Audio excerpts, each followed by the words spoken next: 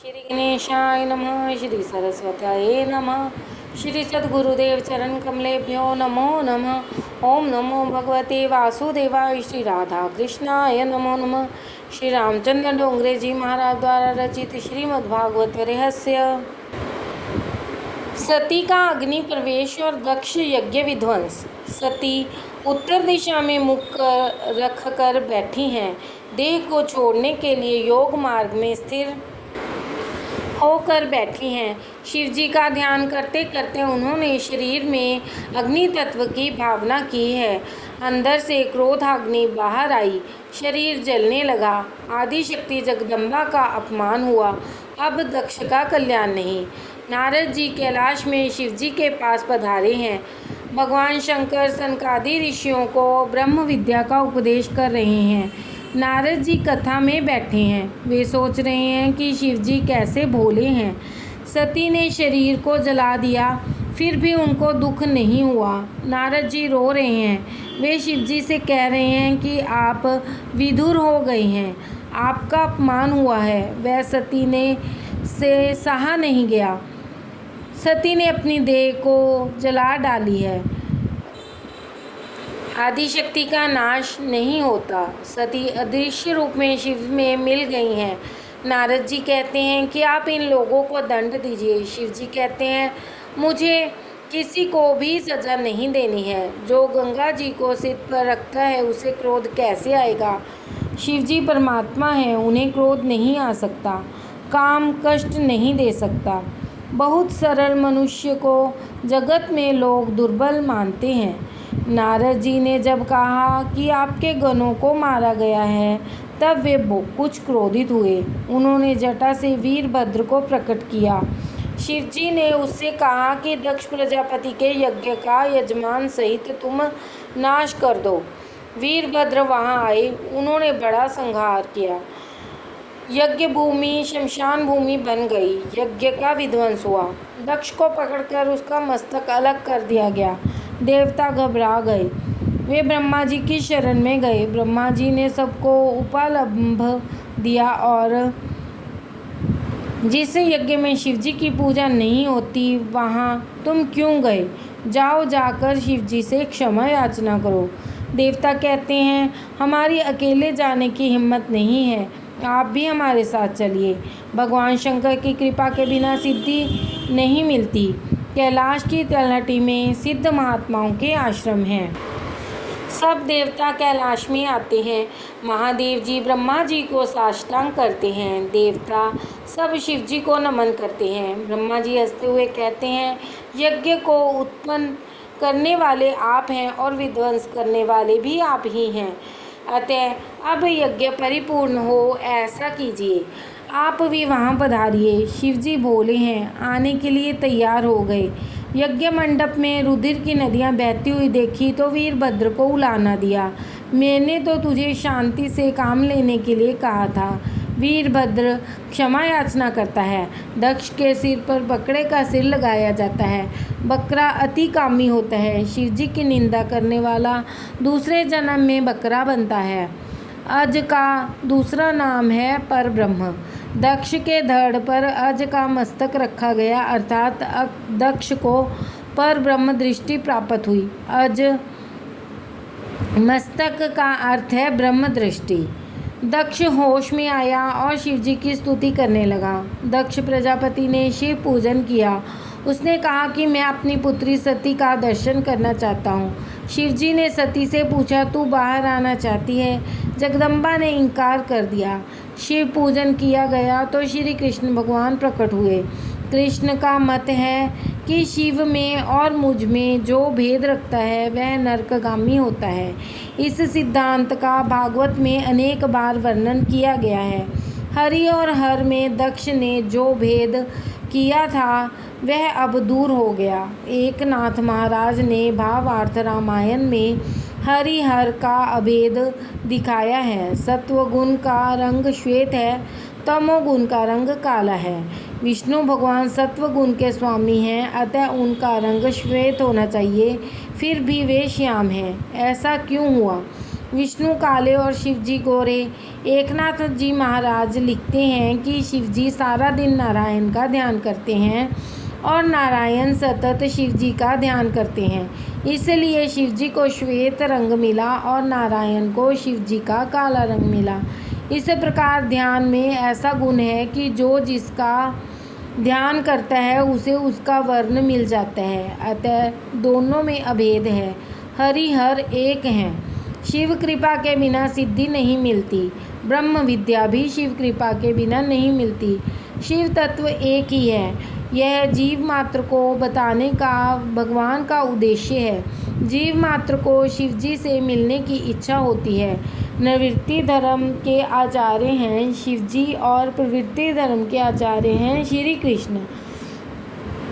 सब प्रकार की प्रवृत्ति होने पर भी प्रवृत्ति का जरा भी रंग न लगे, इसका आदर्श श्री कृष्ण ने जगत को दिखाया है। दक्ष के यज्ञ प्रसंग में देखा कि अनन्य भक्ति का अर्थ वह नहीं है कि एक ही देव की भक्ति करो और दूसरे की नहीं, अनेक में एक ही देव का दर्शन करो। भक्ति का यही अर्थ है। प्रभु सर्वव्यापक हैं। जो सर्व में प्रभु का दर्शन करे वही उत्तम वैष्णव है। अपने एक इष्ट देव में परिपूर्ण भाव रखना और दूसरे देवों को अपने इष्ट देव का अंश मानकर वंदना करना। पत्नी अनन्य भाव से पति में रखती है और दूसरे संबंधियों से सामान्य प्रेम रखती है। कई वैष्णव कहते हैं कि हम शिव जी का पूजन करेंगे तो हमको अन्य आश्रय का दोष लगेगा, यह भूल है। शरीर, पंचायतन और इसके 5 प्रधान देव। 5 देव एक ही हैं, इनमें भेद बुद्धि मत करो। शिव और पार्वती के विवाह के समय श्री गणेश जी का पूजन किया गया था। गणपति भी ब्रह्म रूप हैं, वे तो नित्य हैं, परंतु पार्वती के यहाँ उनका अवतार हुआ था। भले ही इन सब की भक्ति करो, परंतु यदि बाल कृष्ण की सेवा ना करोगे तो सभी पूजा निष्फल होगी। बाल कृष्ण प्रेम का दान करते हैं। इस प्रेम के बिना ज्ञान शुष्क है, प्रेम के बिना ज्ञान की शोभा नहीं। दक्ष प्रजापति ने यज्ञ किया मगर उसने भेद बुद्धि रखने के कारण शिव जी की पूजा नहीं की, अतः उसके यज्ञ का में विघ्न आया। यह शरीर पंचायतन है, पंच तत्वों का यह शरीर रचा हुआ है। एक एक तत्व के एक एक देव हैं। इस पंचायतन के 5 प्रधान देव निम्न हैं। पृथ्वी तत्व। गणेश।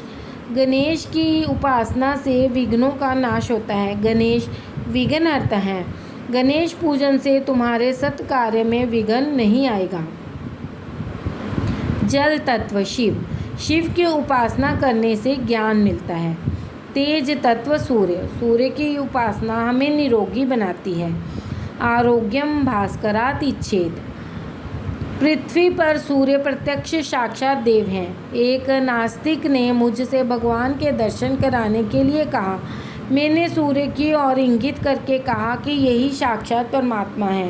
प्रतिदिन कम से कम 12 सूर्य नमस्कार करो। नमस्कारः प्रियो भानु, जलधारा प्रियो शिव, अलंकार प्रियो कृष्ण, ब्राह्मणो मोदक प्रियः। वायु तत्व। माता। माता पार्वती की उपासना धन देती है। आकाश तत्व। विष्णु। विष्णु की उपासना प्रेम देती है और प्रेम बढ़ाती भी है। सूर्य की पूजा से तुम्हें अच्छा आरोग्य मिलता है। शिव जी के पूजन से तुम्हें ज्ञान लाभ होगा। पार्वती की पूजा से संपत्ति होने पर भी संपत्ति प्राप्त होगी। बुद्धि, शरीर, संपत्ति होने पर भी श्री कृष्ण की सेवा न करोगे तो बात नहीं बनेगी। श्री कृष्ण प्रेम दाता हैं। द्वारिकाधीश की सेवा स्मरण में तन्मय होने के बाद यदि प्रजापति दक्ष ने शिव जी की पूजा छोड़ दी होती तो कोई हर्ज नहीं था, किंतु उसके दिल में वैर भाव था। उसने कुभाव से यज्ञ किया, अतः वह यज्ञ पाप रूप हुआ। जीव ही दक्ष है और सतगुरु शिव जी हैं। शरीर को सादगीमय रखो। शरीर एक मुट्ठी भर भस्म है, अतः उसका अनावश्यक श्रृंगार और लालन छोड़ दो। यही है शिव जी का उपदेश। इसलिए तो वे अपने शरीर पर भस्म लगाते हैं। शरीर का श्रृंगार छोड़ दो। मानव जीवन तपश्चर्या के लिए है। जो तप नहीं करता उसका पतन होता ही है। मानव जीवन का लक्ष्य भोग नहीं, भजन है, ईश्वर भजन है। समभाव और सद्भाव सिद्ध करने के लिए सत्संग की जरूरत है। समभाव तब सिद्ध होता है जब प्रत्येक जड़ चेतन की और ईश्वर की भावना जागे। मानव अवतार परमात्मा की आराधना और तप करने के लिए है। पशु भी भोगों का उपभोग करते हैं। यदि मनुष्य केवल भोगों के पीछे ही दीवाना हो जाए तो फिर उसने और पशु में कौन सा भेद रह जाएगा। प्रभु ने मनुष्य को बुद्धि दी है, ज्ञान दिया है, पशु को कुछ भी नहीं दिया है। आने वाली कल की चिंता मानव कर सकता है, पशु नहीं।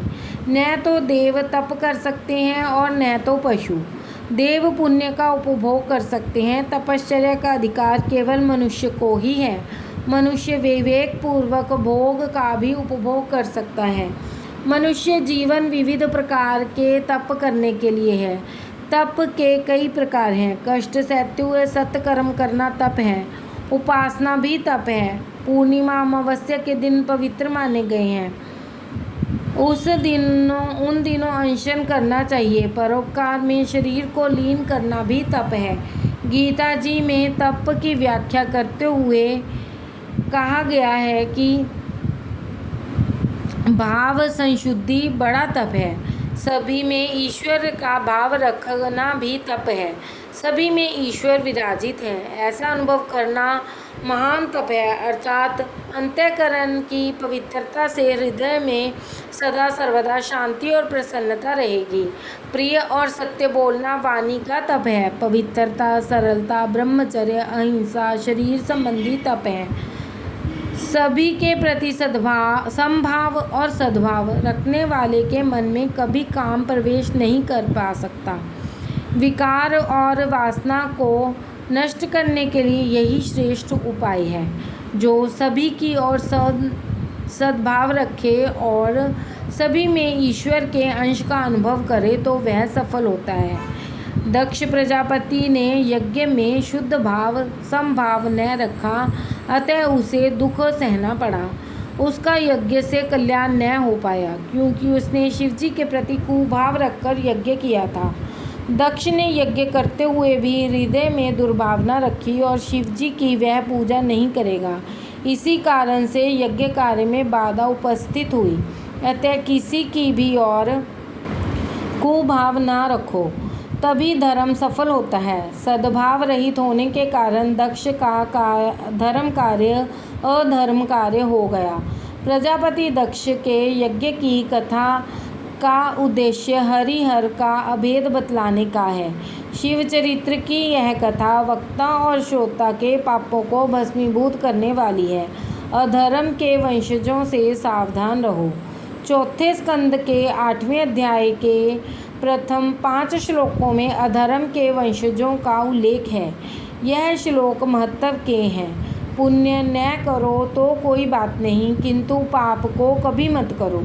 अधर्म की पत्नी का नाम मृषा देवी। मिथ्या भाषण करने का बुरा स्वभाव, उसी में से दंभ का जन्म होता है। लोग वैष्णव तो कहलाना चाहते हैं, किंतु सच्चा वैष्णव होने की इच्छा कोई नहीं रखता। दंभ का पुत्र लोभ और लोभ का पुत्र है क्रोध। क्रोध की पुत्री दुरक्ति अर्थात कर्कश वाणी है। महाभारत के युद्ध के और रामायण के करुण प्रसंगों के मूल इस कर्कश वाणी में ही हैं। पैर फिसलने से जब दुर्योधन गिर पड़ा तो भीम ने कहा, अंधस्य पुत्र अंध।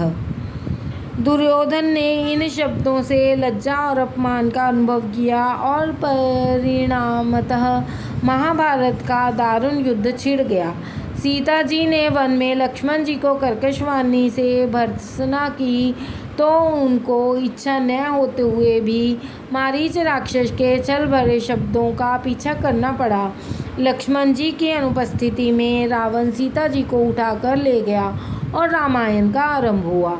अतः कर्कश वाणी का प्रयोग कभी मत करो। मात्र इस दुर्गुण से बच पाओगे तो भी बहुत कुछ हो सकेगा।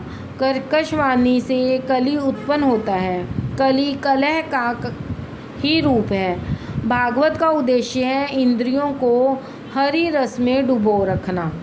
नामदेव दर्जी का, गोरा कुम्हार का, सेना नाई का काम करते थे। उन्होंने अपने अपने काम धंधों से ज्ञान पाया और व्यवहार शुद्धि के कारण उनका बेड़ा पार हो गया। अब अर्थ प्रकरण का आरंभ होता है। शांति संपत्ति से नहीं किंतु संयम, सदाचार और अच्छे संस्कारों से प्राप्त होती है। संपत्ति से विकार वासना बढ़ती है। अतः धर्म का प्रकरण पहले आता है और अर्थ बाद में। अब ध्रुव जी का आख्यान आ रहा है। उत्तानपाद की कथा जीव मात्र की कथा है। राधे राधे।